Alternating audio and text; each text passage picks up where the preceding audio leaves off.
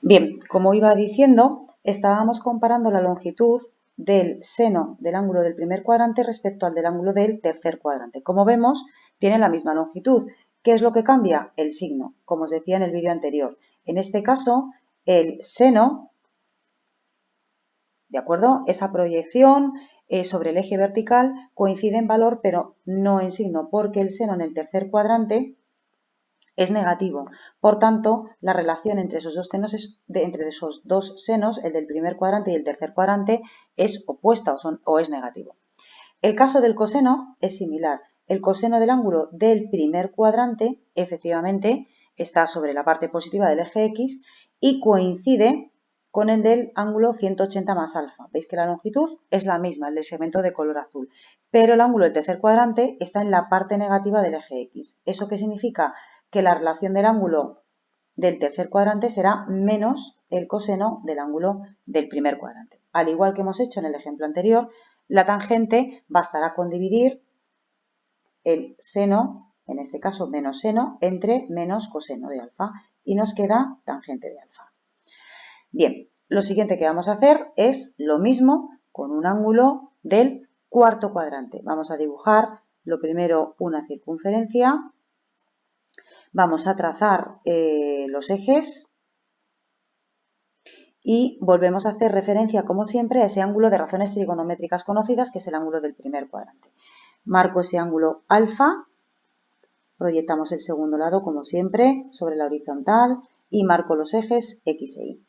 Bien, nuestro ángulo del cuarto cuadrante, es decir, quedaría algo así, es un ángulo 360 menos alfa, ¿de acuerdo?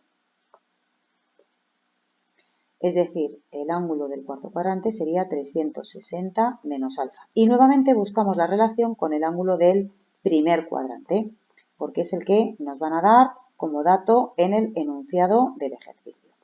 Bueno, y vuelvo otra vez a establecer esa relación entre los segmentos, cateto opuesto, que ya sabemos que lo identificamos con el seno, cateto contiguo con el coseno.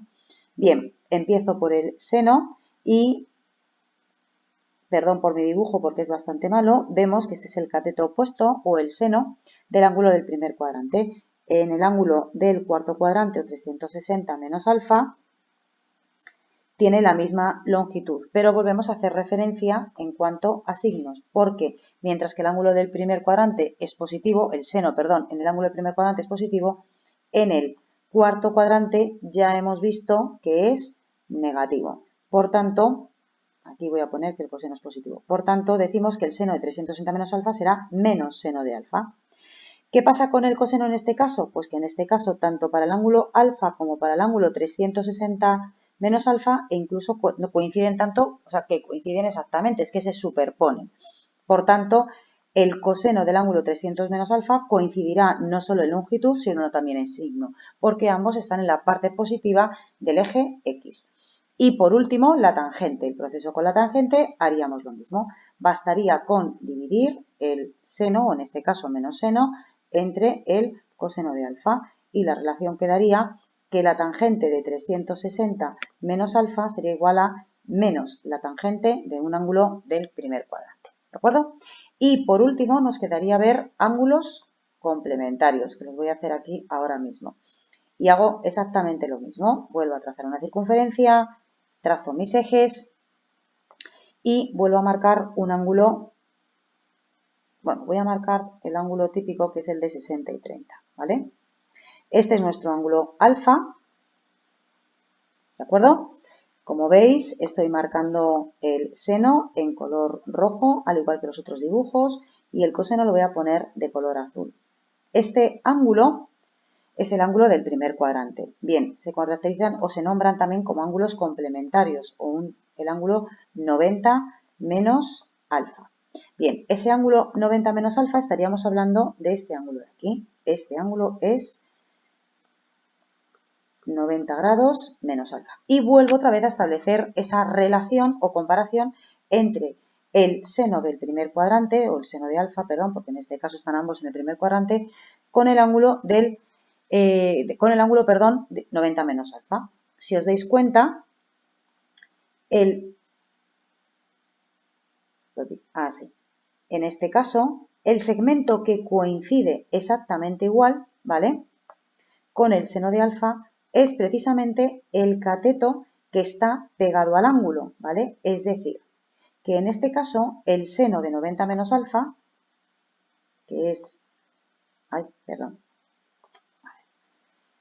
El seno de 90 menos alfa, ¿con quién lo vamos a comparar? Pues mirad, el seno de 90 menos alfa, que lo hemos puesto de color azul en los otros, sería este segmento de aquí, porque es el que está justo enfrente, repito, del ángulo.